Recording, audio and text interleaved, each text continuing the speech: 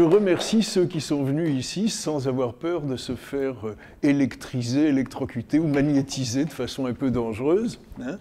Et donc, voilà, je vais démarrer tout de suite. Alors quand même avec un premier point pour dire en quoi cette conférence s'inscrit, et s'inscrit même doublement dans le projet Rennes en Sciences. D'abord, c'est parce que ce sont souvent nos instruments, ceux de Rennes, hein, qui sont les personnages, si on peut dire, des vidéos que je vais utiliser, vidéos du site Ampère CNRS.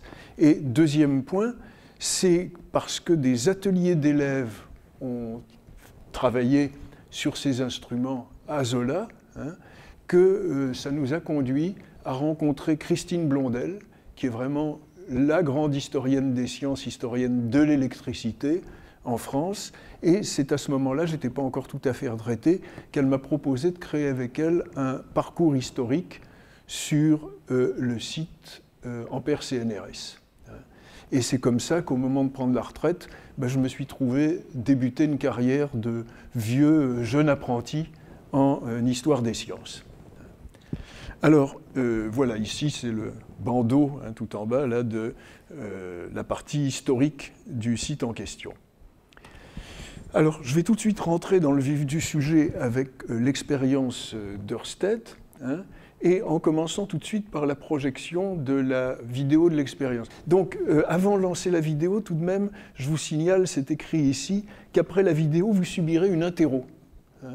Il s'agira de voir si vous avez été assez attentif pour voir qu'est-ce qu'il y a qui, à défaut d'être vraiment une erreur, est pas tout à fait réaliste dans la représentation que le grand vulgarisateur Figuier donne en 1867 de l'expérience d'Ørsted.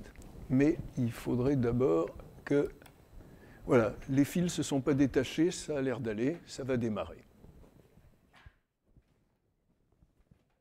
Voici l'expérience d'Ørsted telle qu'on la présente au lycée depuis près de 2 siècles. Ici, dans un amphithéâtre ancien du lycée Émile Zola de Rennes.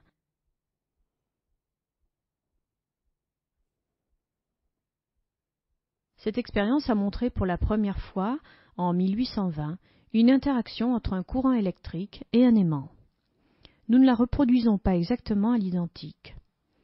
Ainsi, nous utilisons une pile commerciale de 4,5 volts. Ørsted, lui, utilisait une variante de la pile de Volta. Voici en arrière-plan une pile de Volta. Et voici une gravure de la variante dite pile à auge, utilisée par Ørsted. Cette pile à auge était beaucoup plus puissante que celle de Volta. Voyons de plus près les autres éléments de cette expérience. Un fil métallique et une boussole qui se trouvent naturellement orientées suivant la direction du nord magnétique terrestre. Nous amenons le fil au-dessus de la boussole, dont la moitié rouge pointe vers le nord. Alors qu'Ørsted reliait à la main le fil métallique à la pile, nous utilisons ici un interrupteur.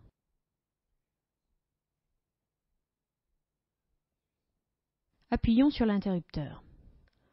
On voit la boussole dévier et osciller jusqu'à prendre une nouvelle position d'équilibre. Le passage de l'électricité dans le fil conducteur agit donc sur un aimant.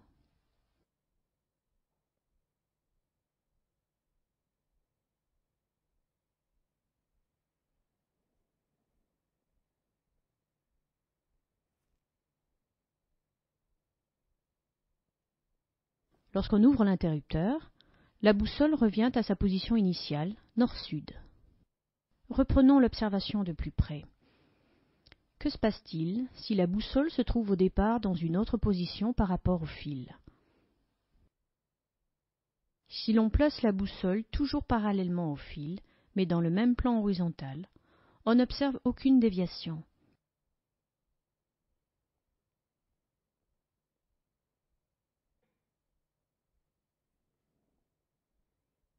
Si l'on place la boussole au-dessus du fil, elle dévie à nouveau, mais en sens inverse. Ces observations étaient difficiles à comprendre. Ørsted parvient à les interpréter en imaginant un effet magnétique en spirale autour du fil, comme une sorte de tourbillon qui entraînerait la boussole. Cette question est aussitôt reprise par Ampère. Il précise d'abord que la direction de la boussole résulte d'un compromis entre deux effets magnétiques, celui dû au magnétisme terrestre et celui qui est dû au fil conducteur. Sans magnétisme terrestre, la boussole se placerait perpendiculairement au fil, affirme-t-il avant même de l'avoir vérifié expérimentalement. C'est avec Ampère qu'apparaît pour la première fois un concept nouveau, celui de courant électrique. En effet, jusque-là, on pensait généralement qu'il se produisait une série de décharges de la pile à travers le fil conducteur. Ampère s'attache à explorer les effets magnétiques tout au long du circuit et constate que la déviation de l'aiguille est la même en chaque point du fil. Mieux, si on place la boussole sur la pile, elle dévie pareillement. Aux yeux d'Ampère, cette déviation caractérise le quelque chose qui parcourt le circuit, y compris à l'intérieur de la pile. Ce quelque chose, il le nomme courant électrique, sans préciser sa nature. Il définit son sens par une convention restée en usage jusqu'à nos jours. À l'extérieur de la pile, le courant va de son pôle plus à son pôle moins. Et il propose alors son célèbre observateur pour relier sens du courant et déviation de l'aiguille.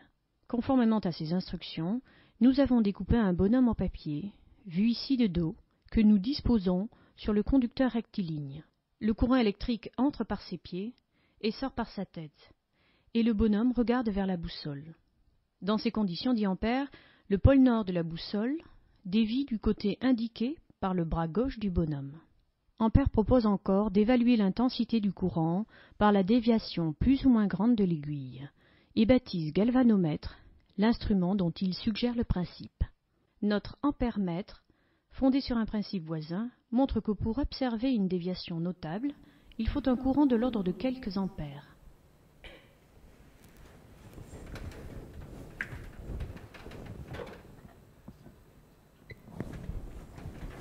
Est-ce que quelqu'un a vu ce qui n'était pas tout à fait juste dans la gravure de Figuier? Est-ce que Ørsted aurait observé quelque chose s'il avait utilisé la pile qui est représentée dans la gravure de Figuier, c'est-à-dire le premier système de pile de Volta? La réponse est non. Vous avez vu qu'il fallait des courants qu'on sait mesurer actuellement et qui sont facilement de plusieurs ampères pour que la déviation soit décelable. Or, une pile de Volta, même si elle est constituée de plus d'une vingtaine d'éléments, ce qui fait qu'elle donne avis d'une tension de l'ordre d'une vingtaine de volts, elle a une résistance interne tellement forte que même court-circuitée, elle donnera un courant très faible. Ce qui n'était pas le cas avec les piles à auge qui ont été développées très peu de temps après Volta. Voilà, donc c'était une petite parenthèse. En revanche, ce sur quoi je veux insister, c'est que la présentation qui est habituellement faite en cours est beaucoup moins longue que celle qu'on a fait là. On a tout de suite la bonne configuration, l'aiguille dévie, etc. Et cette présentation en cours, elle est en général assortie du commentaire suivant. Cette expérience, eh bien, elle montre l'action magnétique des courants. Et vraiment, si c'était simplement ça, c'est pas très excitant, et on peut se demander pourquoi y consacrer, comme nous l'avons fait sur le site Ampère, là, la page d'accueil de la rubrique constatée au sujet, il n'y a pas moins de 4 chapitres avec plusieurs pages, voilà. Alors je ne vais pas détailler tout ce qu'il y a dedans, mais ce que je voulais quand même dire, c'est que si on replace l'expérience dans son contexte historique, alors on fait revivre ce qu'elle a d'étonnant, vraiment au sens le plus fort du terme, et on comprend qu'elle marque vraiment une rupture et un tournant dans l'histoire de l'électricité. Alors, c'est ce que commence à détailler cette première diapo. D'abord, la notion de courant, elle est parfaitement anachronique, et nous avons le tort même de l'employer au tout début de la vidéo. Parce que la notion de courant au sens d'une circulation tout le long du fil, elle ne vient qu'avec Ampère, c'est-à-dire après l'expérience d'Ørsted.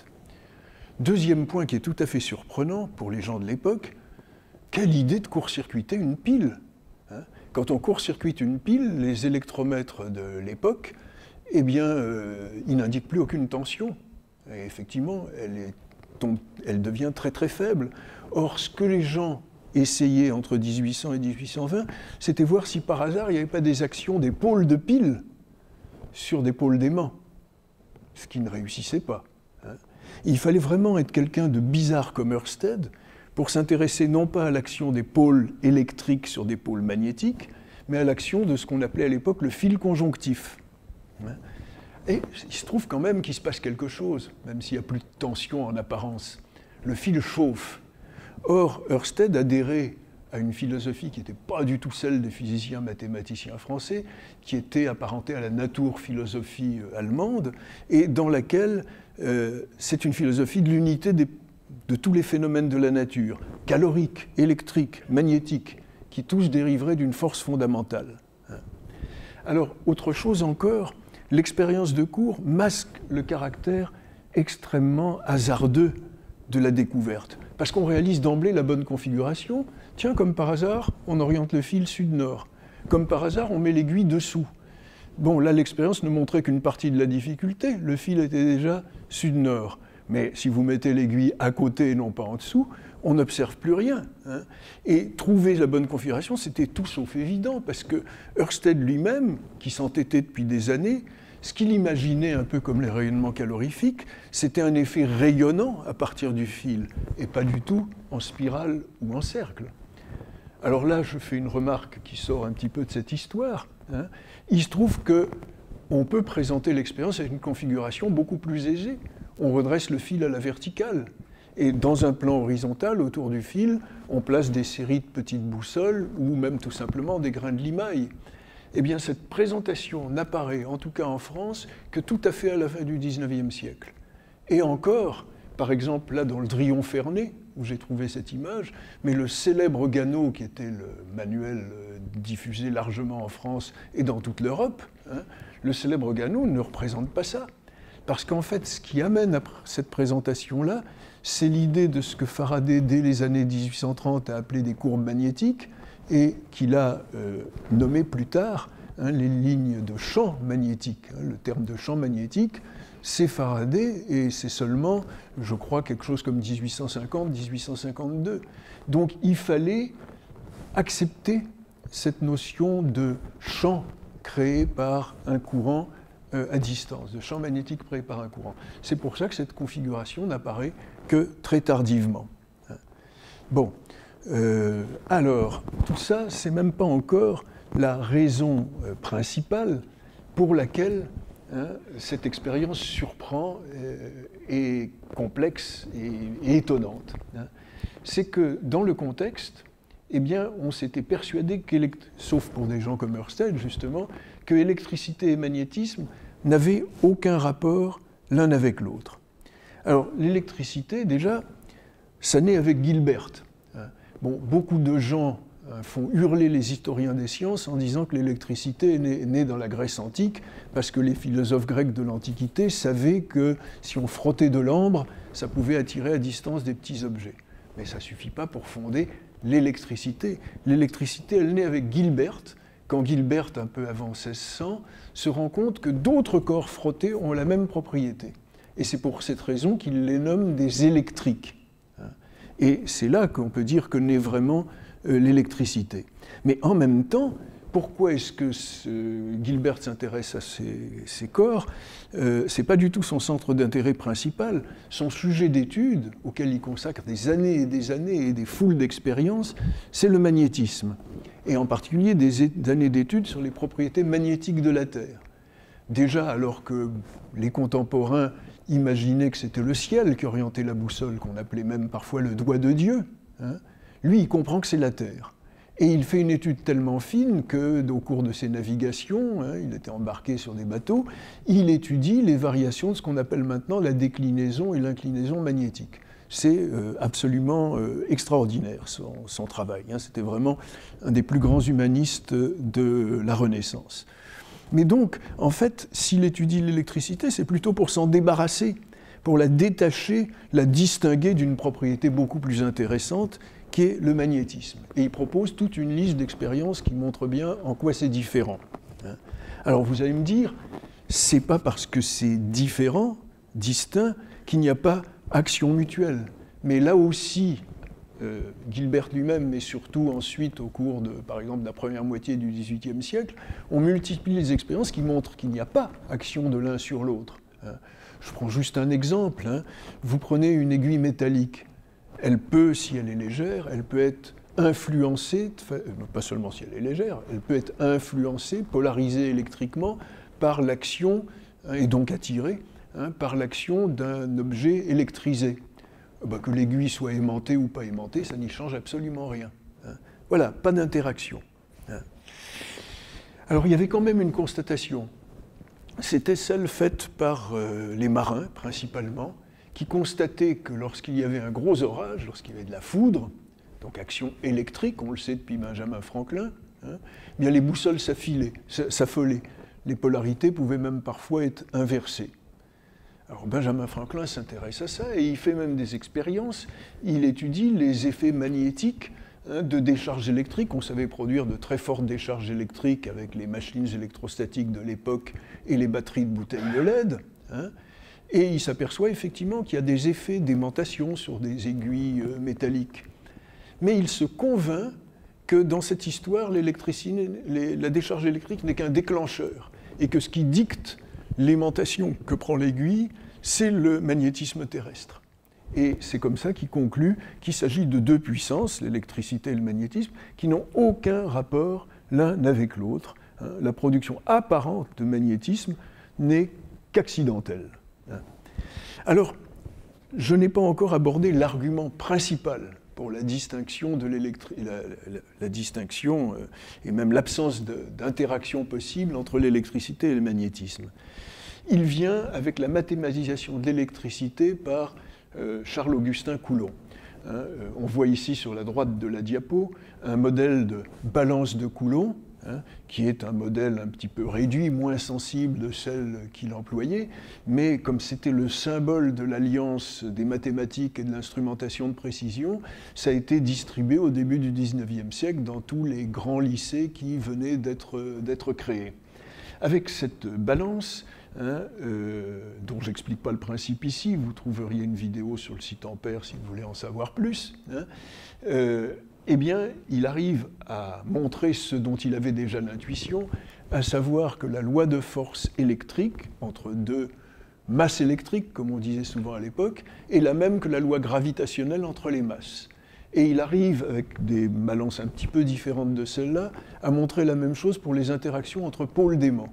Autrement dit, qu'il s'agisse de masse au sens gravitationnel, de masse électrique ou de masse magnétique, la loi d'attraction ou de répulsion, elle est toujours en 1 sur r carré. C'est-à-dire que si vous triplez la distance, la force est divisée par 9, par exemple.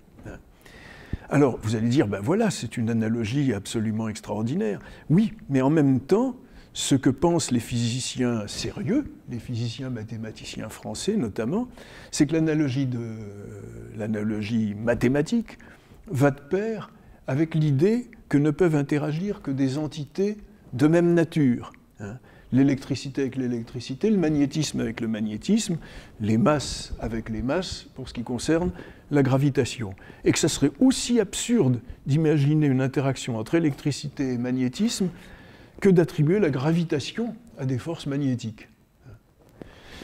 Voilà, donc pour conclure, la double rupture qui est introduite par la découverte d'Ørsted, l'une, c'est que l'électricité et le magnétisme ont partie liée, et puis l'autre, c'est le caractère tout à fait bizarre de la force, parce que j'ai oublié de commenter la figure sur l'interaction gravitationnelle, électrique ou autre.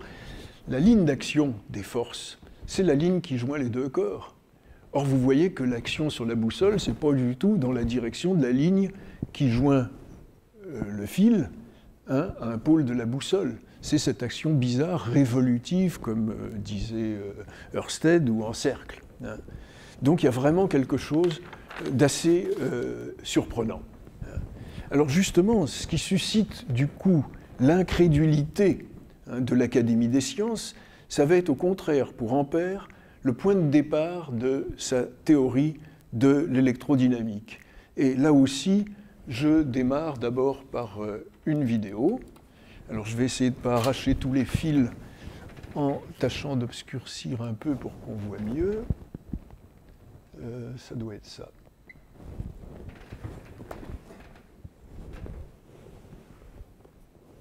En 1820, le Danois Ørsted tend un fil conducteur au-dessus d'une aiguille aimantée. Lorsque ce fil relie les deux pôles d'une pile, l'aiguille dévie.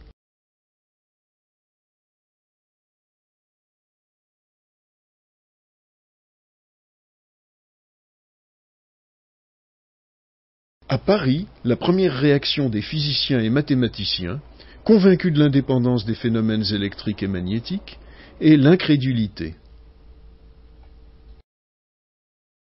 Mais avec Ampère, ce phénomène devient la source d'une branche nouvelle de la physique, l'électrodynamique, science des interactions entre courants électriques.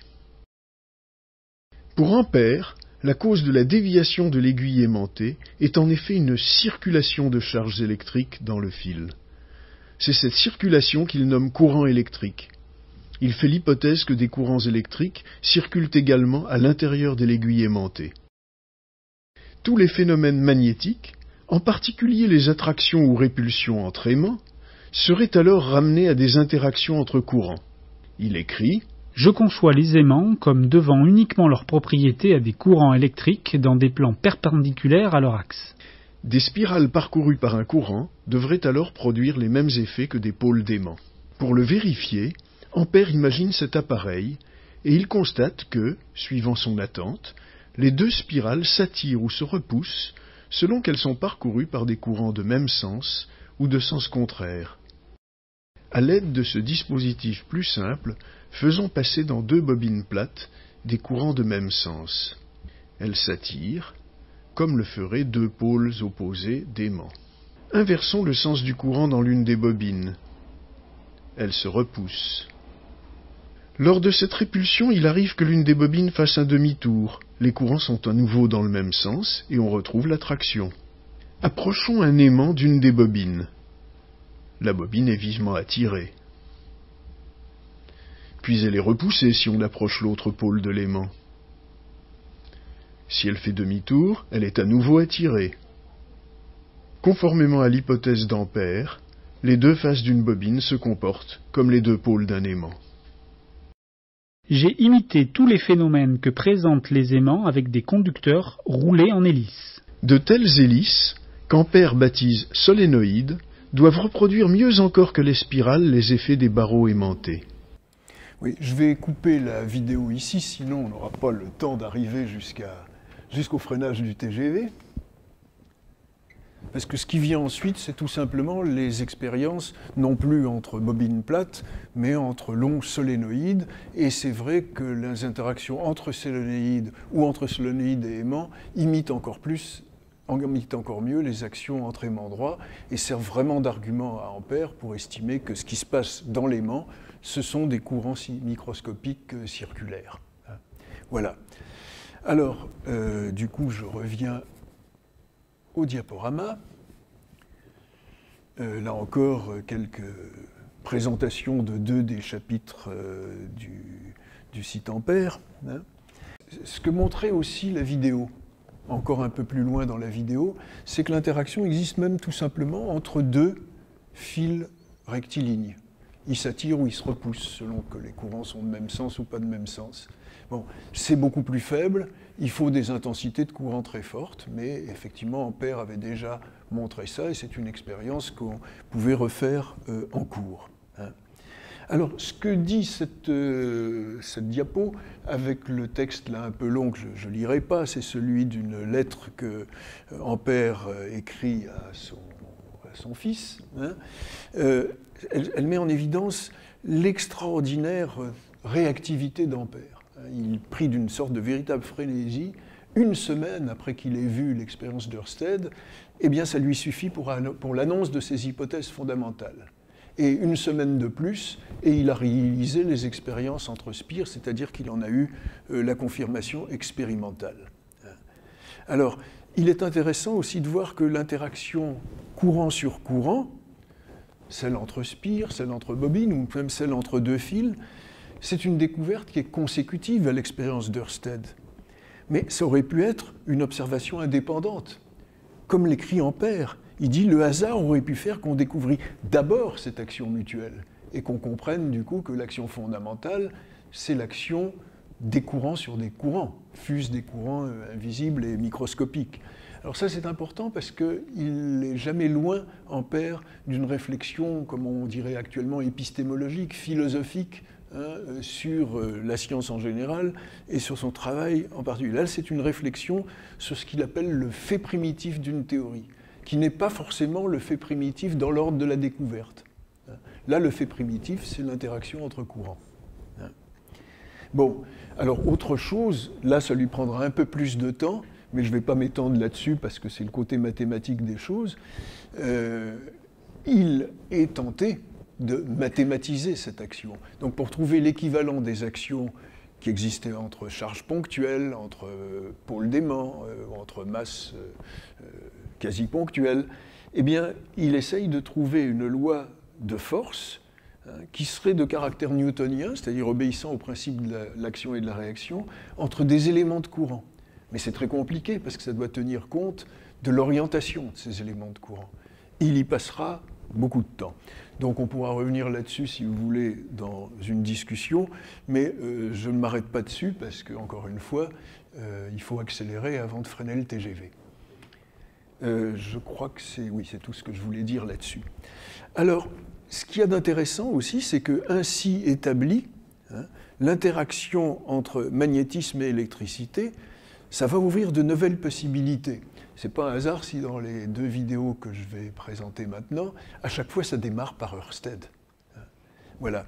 Et la première des nouvelles possibilités qu'on va explorer, c'est celle de la production de mouvement avec l'électricité. Alors là, ça va être un petit montage vidéo, enfin, ou plutôt un extrait de vidéo, là encore.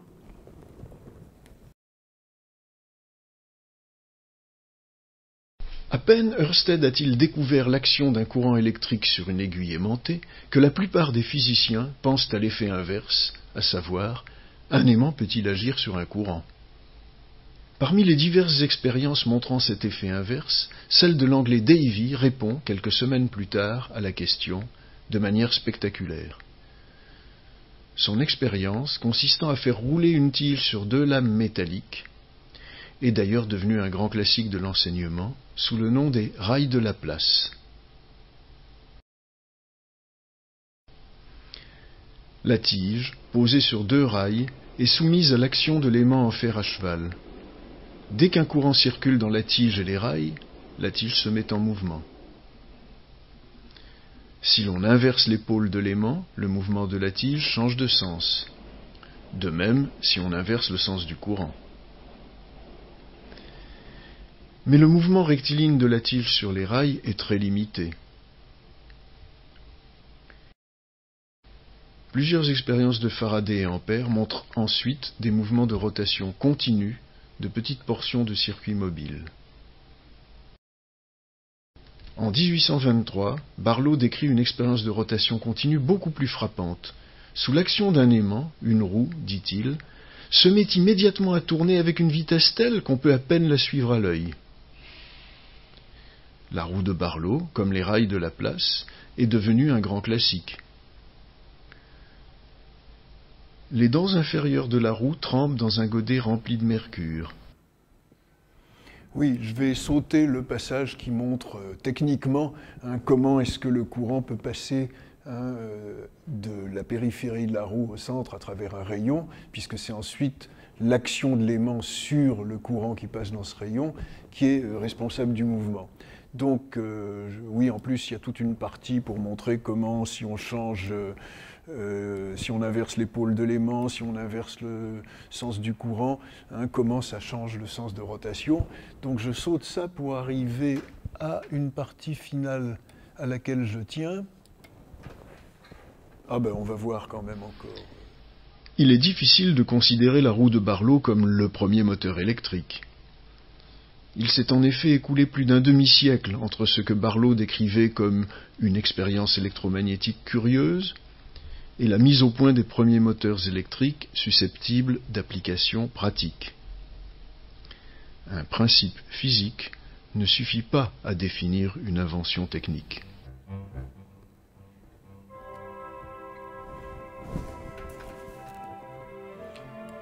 Oui, je voulais garder cette fin pour deux raisons. L'une, c'est que, un peu comme déjà à propos du sujet de l'électricité qui serait prétendument née dans l'Antiquité, c'est pour contester cette habitude qu'ont certains de faire de l'histoire rétrospective, c'est-à-dire de projeter sur une expérience du passé leur connaissance actuelle. Vous prenez à peu près tous les manuels qui présentaient la roue de Barlow, parlent de moteur de Barlow. Barlow aurait été absolument sidéré, il parlait d'une expérience électromagnétique curieuse. Et le moteur, application technique, ça c'est le deuxième point sur lequel je voulais insister, c'est la distance qu'il peut y avoir entre une découverte fondamentale et puis une application technique. Là, c'est une histoire de dizaines d'années. Et très souvent, les historiens purs des sciences ont tendance à oublier l'importance de l'histoire des techniques. C'est moins le cas maintenant, mais ça a pu l'être. Donc, d'où l'importance peut-être d'insister là-dessus. Alors, je crois que c'est tout ce que je voulais dire sur ça. Et ce qu'on va voir maintenant, c'est quelque chose qui, d'une certaine manière, découverte qui, par certains aspects, est symétrique de l'étape précédente. Là, on a vu comment un mouvement, comment de l'électricité pouvait créer un mouvement, et un des aspects de la découverte de Faraday, c'est comment un mouvement d'un aimant, peut conduire à produire de l'électricité. Sauf que ce n'est qu'un aspect de la découverte de Faraday. Il se donne d'ailleurs comme programme, un programme qui est exprimé de façon beaucoup plus vaste. Ça fait partie de ses carnets de laboratoire, de ses notes de laboratoire dès 1822. Il veut « convert magnetism into electricity ». Alors, comment va-t-il y arriver? Eh bien, c'est toute une histoire que, là encore, je vais tenter de présenter par une vidéo. Alors, j'ai fait quelques coupures dans une des vidéos du site Ampère pour que ça ne soit pas trop long. Un courant électrique crée autour de lui du magnétisme. Telle est la découverte du physicien danois Ørsted en 1820. Ainsi, un courant peut, comme le ferait un aimant, orienter de la limaille de fer. Mais si un courant crée du magnétisme, n'existe-t-il pas un effet inverse? Quelques physiciens cherchent cet effet inverse avec, comme l'écrit Faraday, l'espoir d'obtenir de l'électricité à partir du magnétisme. Certains placent un aimant à l'intérieur d'une bobine, espérant voir un courant circuler dans cette bobine. Mais même un galvanomètre sensible ne leur indique aucun courant. Oui, là je vais faire un tout petit commentaire, j'arrête un moment. Qu'est-ce qui manquait dans ces expériences? Les expériences qui ont tenté, c'est Fresnel qui a tenté ce genre d'expérience, et puis un certain Colladon en Suisse. Alors, il se trouve que Colladon a été tout près d'observer l'effet, parce qu'il a bougé l'aimant. Mais après avoir bougé l'aimant, il avait mis son galvanomètre à grande distance pour que justement les indications de galvanomètre, qui comportent une aiguille aimantée, ne soient pas perturbées par l'aimant. Et le temps qu'il fasse le parcours qui le menait de son ensemble aimant-bobine jusqu'au galvanomètre, il n'y a eu plus rien. Donc voilà. Alors, ensuite, il va y avoir ici une partie que j'ai coupée qui parle d'autres tentatives manquées. Ampère a failli faire la découverte. Et Faraday aussi fait des essais à partir de 1824, qui n'aboutissent pas. En 1831, voilà. Le physicien hollandais Gerrit Moll attire l'attention de Faraday sur la puissance extraordinaire des électroaimants que vient de construire le physicien américain Joseph Henry. Ces électroaimants peuvent porter des charges de plusieurs centaines de kilogrammes alors qu'ils sont alimentés par une pile très modeste. Cette puissance est obtenue par un très grand nombre de spires, plusieurs centaines, qu'il faut soigneusement isoler. L'enroulement de l'électroaimant inventé par Sturgeon en 1824 ne comptait que quelques spires. Quelques mois plus tard, Faraday utilise également un très grand nombre de spires dans l'expérience célèbre qui lui permet d'obtenir enfin de façon indubitable la création d'un courant induit par l'action d'un autre courant.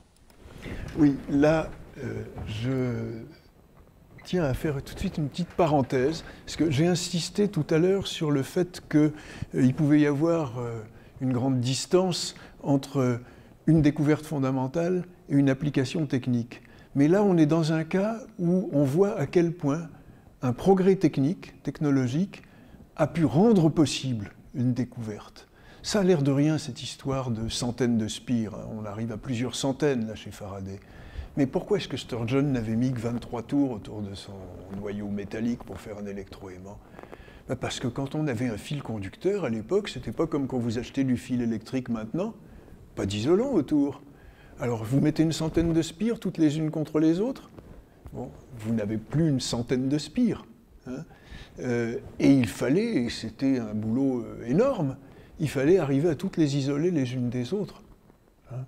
Donc ça, c'est parce que effectivement des gens comme Henry et d'autres ont fait ce travail que l'expérience première de Faraday est devenue possible. Les deux bobines, qu'il enroule autour d'un anneau de fer, comportent en effet plusieurs centaines de spires chacune, ce qui augmente considérablement, comme dans l'électroaimant, l'effet magnétique du courant. La première bobine est reliée à une pile, la seconde à un galvanomètre rudimentaire. Lorsque Faraday établit le courant dans la première bobine, l'aiguille du galvanomètre dévie fortement, mais elle revient tout de suite au zéro. Le courant induit dans la seconde bobine cesse donc très rapidement. Lorsque Faraday coupe le courant dans la première bobine, le galvanomètre dévie à nouveau, mais en sens inverse. Serait-il possible d'observer le même effet sans noyau de fer? Oui, là, c'est un peu long. Ça serait une partie qui montrerait qu'une fois qu'il a découvert cet effet et qu'il sait ce qu'il faut faire, c'est-à-dire couper ou établir le courant, bref, le faire varier, eh bien, il arrive à mettre en évidence que c'est possible en mettant les deux bobines l'une autour de l'autre, hein, même sans noyau de fer. Mais c'est évidemment beaucoup plus faible. Et ensuite, on va voir la reproduction pédagogique, justement, avec ou sans noyau de fer. Les deux bobines sont à distance l'une de l'autre, la fermeture et l'ouverture de l'interrupteur ne provoquent aucune déviation de l'aiguille du galvanomètre. Plaçons maintenant la seconde bobine autour de la première.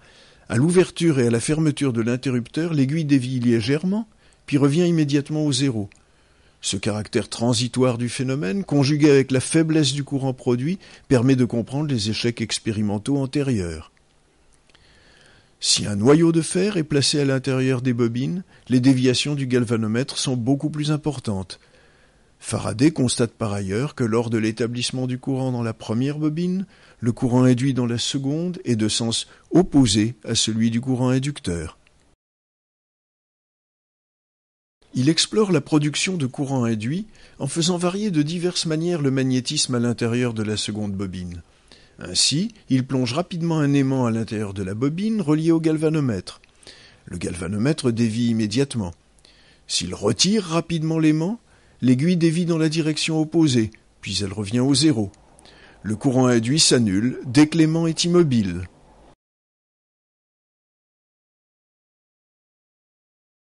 Si le déplacement de l'aimant est lent, le courant dure plus longtemps, mais son intensité est plus faible, note encore Faraday. En faisant tourner l'aimant devant la bobine, on induit un courant alternatif. On peut aussi faire tourner la bobine devant un pôle d'aimant. Aimants en rotation et bobine fixe? Ou aimant fixe et bobine tournante? Dans toutes ces machines, des appareils de laboratoire aux premiers générateurs industriels puis aux centrales électriques modernes, l'induction, découverte par Faraday, est à l'origine de la production d'électricité.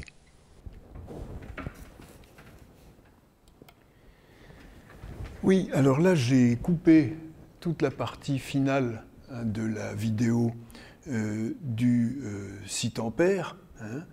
La suite aurait montré qu'il n'y a pas que seulement le mouvement de l'aimant par rapport à une bobine, mais il y a effectivement la variation du courant dans une bobine primaire qui induit du courant dans une bobine secondaire.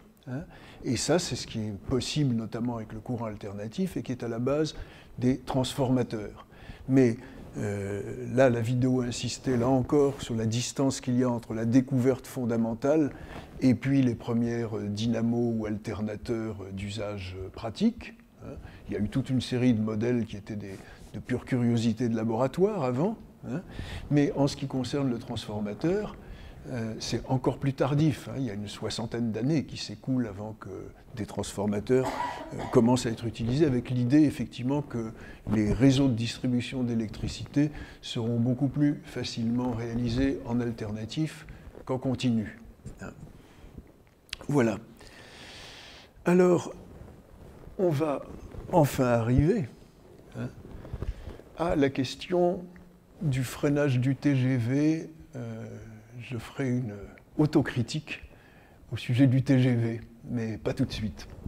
On va d'abord, là encore, commencer par une vidéo, et il se trouve que dans cette vidéo interviendront pas mal d'instruments de divers lieux, et j'essayerai de dire où c'est fait au fur et à mesure.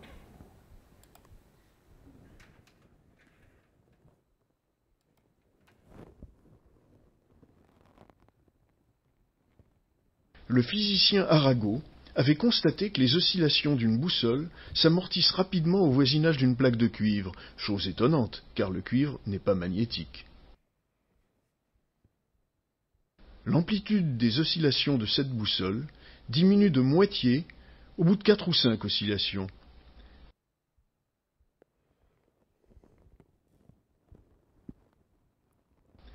Plaçons maintenant l'un des pôles au ras d'une plaque de cuivre. Le même amortissement est obtenu en moins de 2 oscillations.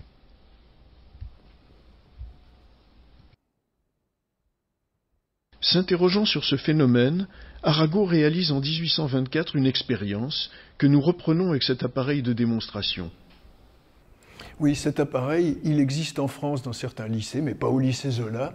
Et là, nous avons été filmés chez notre ami Paolo Bregni à la Fondazione Scienza e Tecnica à Florence. Et je crois que ce qu'on voyait tourner la manivelle, c'était les bras de Paolo. Un mécanisme permet de faire tourner un disque de cuivre. Au-dessus du disque, plaçons un barreau aimanté. Le barreau s'oriente selon le magnétisme terrestre.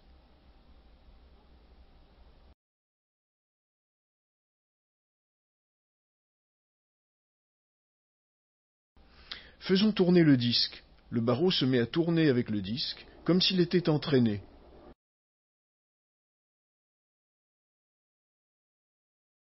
Si on inverse le sens de rotation du disque, le barreau ralentit, puis se met à tourner en sens inverse.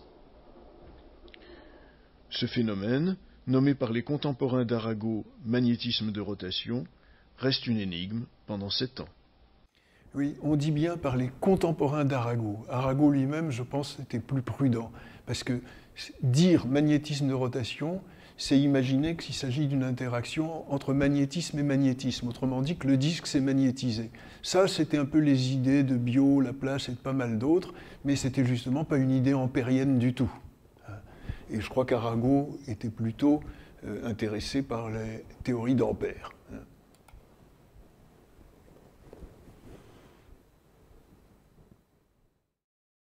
C'est en effet en 1831 que Michael Faraday parvient à expliquer ce magnétisme de rotation par l'induction électromagnétique qu'il vient de découvrir. Si un aimant et un circuit sont en mouvement l'un par rapport à l'autre, un courant est créé, ou induit, dans le circuit. Ainsi, d'après l'un de ses dessins, quand Faraday fait aller et venir une bobine entre les pôles d'un gros aimant en U, un courant est induit dans la bobine. Oui, nous avons animé et colorisé le dessin de Faraday, mais c'est bien des dessins de son carnet de laboratoire, comme d'autres qui vont venir peu après. Il fait un rapprochement avec l'expérience du disque d'Arago. Dans les deux cas, un conducteur est en mouvement au voisinage d'un aimant. Il substitue alors à la bobine un disque de cuivre qui tourne entre les pôles de l'aimant. Un courant est effectivement induit dans le disque, comme le montre Faraday en dérivant une partie de ce courant à travers un galvanomètre relié au centre et à la périphérie du disque. Le magnétisme de rotation du disque d'Arago est alors expliqué qualitativement par Faraday. Le mouvement relatif entre le disque et l'aimant induit des courants dans le disque. Or on sait, depuis 1820, qu'entre un aimant et un courant voisin, il s'exerce une force. C'est cette force électromagnétique qui entraîne l'aimant. Reprenons l'expérience de Faraday avec cet aimant en U et un petit disque de cuivre. La partie inférieure du disque plonge dans un bain de mercure. Le fil rouge est connecté à l'axe du disque et le fil noir au bain de mercure, donc à la périphérie du disque. Ces fils sont reliés à un galvanomètre du XIXe siècle, très semblable à celui de Faraday. Ça, c'est du matériel du lycée Zola. Hein. Faisons tourner le disque. On constate une très légère déviation de l'aiguille du galvanomètre. Inversons le sens de rotation du disque. L'aiguille dévie dans l'autre sens. Un multimètre mesure une intensité très faible, inférieure au milliampère, ce qui explique la faible déviation de l'aiguille du galvanomètre. Lorsque le disque tourne en sens inverse, le signe moins sur le multimètre montre que le sens du courant s'est également inversé. Un courant circule donc entre le centre et la périphérie du disque. En fait, il se forme des boucles de courant à l'intérieur du disque. Oui, un petit point, là, le travail fait par Faraday pour comprendre que ça dessine ces sortes de boucles, c'est un travail expérimental extraordinaire, extraordinairement méticuleux. Il a fallu qu'il déplace Paul Dément ou qu'il déplace les bornes de son galvanomètre pour se rendre compte entre quel point et quel point il y avait effectivement ce qu'on appellerait une différence de potentiel faisant circuler l'électricité. Mais donc il a compris cette forme des boucles de courant. Ce terme de boucle de courant, il sera intéressant tout à l'heure quand on parlera de la façon dont les courants de Foucault sont appelés sous d'autres longitudes. Non, ça ne démarre pas. Oui. De même, il se forme des boucles de courants induits dans le disque d'Arago. Si on incise ce disque suivant un certain nombre de rayons, l'aimant ne peut plus induire ces boucles de courant à l'intérieur du cuivre. Il ne s'exerce alors plus de force sur l'aimant et celui-ci n'est pas entraîné. Pour sa propre expérience, où l'aimant est fixe, Faraday fournit non seulement l'explication qualitative par les courants induits, mais il définit la règle qui fixe le sens du courant induit en fonction du sens de rotation du disque. La force qui s'exerce entre l'aimant et les courants à l'intérieur du disque s'oppose à la rotation du disque. C'est donc une force de freinage. C'est ce que montre une expérience classique depuis le XIXe siècle. Un disque de cuivre, fixé à l'extrémité d'un pendule, oscille entre les pôles d'un électroaimant. C'est encore un appareil de Zola, mais qui est très, très répandu. En l'absence de courant dans l'électroaimant, lançons le pendule. Puis, faisons passer le courant. L'amplitude des oscillations diminue fortement. En 1855, Léon Foucault observe une expérience de ce type et il s'étonne de la destruction apparente du mouvement qu'on y observe. Il reprend alors l'expérience. Alors ça, c'est une des plus belles machines des collections de Réna. Il reprend alors l'expérience de Faraday avec un appareil destiné à étudier de plus près ce mystère. Un système d'engrenage permet de lancer à grande allure un disque de cuivre entre les pôles d'un électroaimant. Lorsque ce dernier n'est pas branché, le disque, une fois lancé, poursuit son mouvement sur son élan. Rapprochons alors les pièces polaires de l'électroaimant et actionnons l'interrupteur. Le freinage est spectaculaire. Reprenons. Le disque est lancé. Fermons l'interrupteur. Le disque s'arrête. Si l'on veut maintenir la rotation du disque contre la force de freinage créée par l'électroaimant, il faut exercer un effort très important. Coupons le courant dans l'électroaimant, on relance le disque sans effort. Rétablissons le courant, il faut à nouveau exercer un effort important pour maintenir la rotation.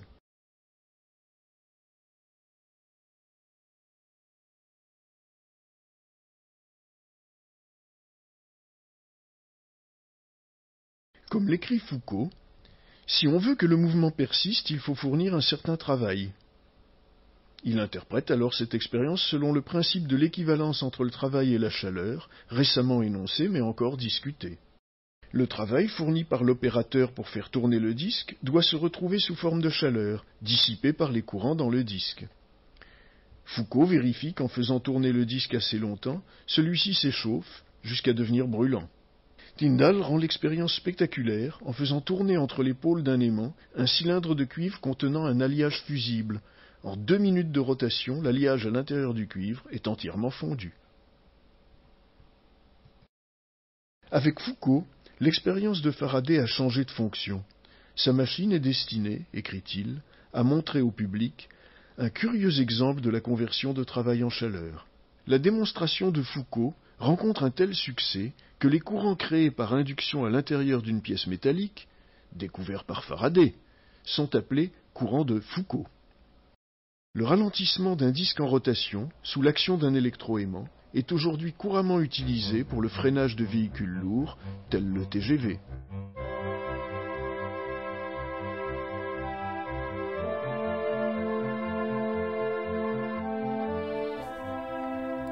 Oui, là, pour une fois, je laisse passer le générique parce que pour cette dernière expérience, merci à Dominique Bernard, à Alain Faisan, et aussi à Florian Roger, qui a été un étudiant de Dominique Bernard et qui a, j'en parlerai un peu dans un instant, a fait tout un travail à partir justement de ce à quoi a pu servir cette machine de Foucault. Voilà. Alors, je reviens au diaporama. Et freinage du TGV, en y regardant récemment de plus près, je me suis aperçu que c'est pas parce que le TGV japonais utilise ce type de freinage, enfin un des TGV japonais, que c'est utilisé sur le TGV français. Il semble que non. La question d'utiliser un freinage électromagnétique par courant de Foucault a été envisagée, mais je crois que pour l'instant, elle n'a jamais été appliquée à un TGV français. Donc il faudrait, mais c'est un peu compliqué, d'aller rectifier tous les titres et de changer la vidéo sur le site Ampère. Mais là, il y a donc un petit problème, et le TGV, là, en gare de Rennes, il n'est pas freiné de cette façon-là. Voilà. Alors, il y a une série de commentaires à faire sur tout ça. La vidéo montre clairement une chose, c'est que les courants dits de Foucault, ils sont de Faraday. Et ils ne sont nommés ainsi, courants de Foucault, qu'en français. En anglais, c'est eddy currents, ce qui, je crois, pourrait se traduire à peu près comme courant en tourbillon, ce qui correspond tout à fait, effectivement, aux boucles que dessinaient les courants induits. Voilà. Bon. Alors, par ailleurs, l'enthousiasme pour cette expérience, qui va jusqu'à l'empereur, c'est un enthousiasme français. L'empereur va même du coup financer plus fortement Foucault pour le développement de cette machine. Et curieusement, l'enthousiasme dépasse celui qu'avait déclenché le gyroscope de Foucault. Au départ, cette machine a été construite pour lancer le gyroscope, comme celui qui existe là justement à Rennes 1. Et l'expérience du gyroscope, elle est absolument formidable, parce que dans la mesure où un gyroscope lancé a tendance à conserver la direction de son axe, il y a une sorte d'inertie de rotation, eh bien, ça permettait mieux encore que le fameux pendule de Foucault de mettre en évidence le mouvement de la Terre. Donc, c'était une beaucoup plus belle expérience encore. Et simplement, c'est comme Foucault s'intéressait à la question de l'équivalence travail-chaleur, un principe suggéré par Mayer, entre autres, en 1842, il s'est dit, je peux réutiliser cette machine pour lancer non pas le gyroscope, mais ce disque. Et c'est ainsi qu'ont été construites des machines pour des... il s'agit un peu de démonstration grand public, de machines d'enseignement, en quelque sorte, avec une façon qualitative de montrer la transformation de travail en chaleur. Mais de la part de Foucault, il n'y a pas de mesure, alors qu'à l'époque, on est en 1855, eh bien, des gens comme Joule, mais d'autres aussi, et Joule par diverses méthodes, avaient déjà calculé ce qu'on appelle l'équivalent mécanique de la calorie. Pour les non-spécialistes, ça veut dire de quelle hauteur devrait tomber un poids correspondant à telle masse pour arriver à échauffer, pour que ce travail corresponde à l'échauffement de 1 degré d'un gramme d'eau. Entre parenthèses, c'est pas négligeable. Voilà. Eh bien, pour dire comment la réaction existe dans d'autres pays, ben, quand William Thomson entend parler de cette expérience de Foucault, il dit bah oui, ben, je savais bien par Faraday qu'une masse de cuivre s'arrête instantanément entre l'épaule d'un aimant. Et voilà, et il se trouve que nous avons ici l'expérimentateur que vous entendrez au lycée Zola dans 2 semaines, hein, qui a réalisé ce petit dispositif. Hein. Vous avez ici eh bien, un aimant sur une gouttière de, je ne sais pas si c'est du bois ou matière plastique, etc. Oui, il n'est pas freiné. Mais regardez ce qui se passe lorsqu'on le lance sur la gouttière métallique. Et donc, c'est ce que disait Thomson il y a très longtemps, que je sais que si je fais tomber alors c'est l'inverse qu'il dit, hein, si je fais tomber une lame métallique au voisinage d'un pôle d'aimant, elle va être, sinon arrêtée, du moins fortement freinée. Donc voilà pour ce qui est de savoir pourquoi en France on appelle ça des courants de Foucault. Mais ce n'est pas pour rabaisser le mérite de Foucault, parce que Foucault, il a aussi beaucoup écrit dans des journaux, hein, faire de la divulgation scientifique dans des journaux. Et il était donc très intéressé à faire des démonstrations qui étaient frappantes pour le public. Et là, bon, quand on trouve que ce disque devient brûlant, pour ce qui est de la conversion de travail en chaleur, c'est très fort. Si lui-même n'a pas fait ça, au point de vue développé comme mesure, eh bien il se trouve que très peu après, quelqu'un qui était encore étudiant à l'époque où Foucault a présenté cette machine, un certain Jules Viol, qui a aussi beaucoup travaillé sur l'émission, déterminer à distance la température du Soleil, avant de se lancer là-dedans, eh bien il a essayé d'utiliser la machine de Foucault pour déterminer l'équivalent mécanique de la calorie. Alors c'est très compliqué parce que pour faire élever de ne serait-ce qu'1 degré la température du disque, pour évaluer le travail, c'est très difficile d'évaluer le travail qu'exerçait la Florent Roger sur la manivelle. Donc qu'est-ce qu'on va faire? On va entraîner par un système de poids et de cordes, mais il faut des dizaines et des dizaines de mètres de chute pour que l'entraînement soit suffisant pour créer un échauffement, ne serait-ce que de quelques dixièmes de degré. Donc c'est assez indirect, c'est une série énorme d'expériences, c'est un travail très méticuleux, mais il est quand même arrivé à trouver des 4,26, 4,28 en plusieurs expériences, pas tellement loin du 4,18 joules par calorie dont on s'approchait à l'époque. Et si j'en parle, c'est que justement, Florian Roger, qui a travaillé sur le matériel des collections de Rennes sous la direction de Dominique Bernard, lorsqu'il était encore étudiant de licence à Rennes, il a préparé ensuite une maîtrise à Paris, et le mémoire de maîtrise, je crois qu'il n'a jamais pu le soutenir, je ne sais plus trop pour quelle raison, mais peu importe, il a pris comme directrice pour ce mémoire Christine Blondel, qui lui a proposé de venir justement nous aider à faire cette vidéo, et il a fait tout un travail assez épais sur la description de la manière dont Jules Viol s'était servi de cet appareil pour obtenir l'équivalent mécanique de la calorie. Donc vous voyez, on est toujours dans Rennes en sciences. Bon, je crois d'ailleurs... Ah oui, non, j'allais du coup oublier de parler des applications. Ben, le freinage. Hein. Alors si ce n'est pas le TGV, c'est au moins les ralentisseurs électromagnétiques pour véhicules lourds. Pourquoi est-ce qu'on dit ralentisseur? Parce que vous pouvez ralentir assez brutalement un véhicule lourd, surtout s'il va à grande vitesse. Mais si le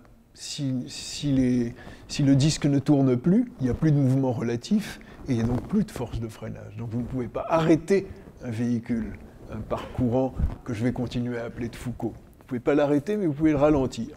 Et puis bien sûr, comme on vient d'en parler, ça chauffe. Alors application positive, les fours à induction en métallurgie, hein, les plaques de cuisson des cuisinières à induction, hein, et puis des applications plus techniques, hein, des séparateurs de métaux non ferreux, et puis le principe de fonctionnement des anciens compteurs RDF, hein, ceux à disque tournant. Hein. Voilà.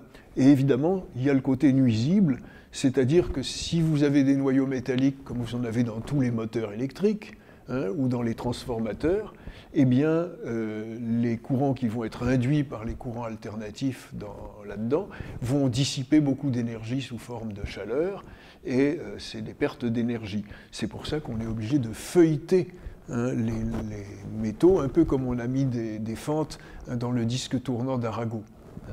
Voilà. Alors je crois que là, j'ai à peu près terminé, j'ai même terminé, sauf pour les questions. Donc, voilà.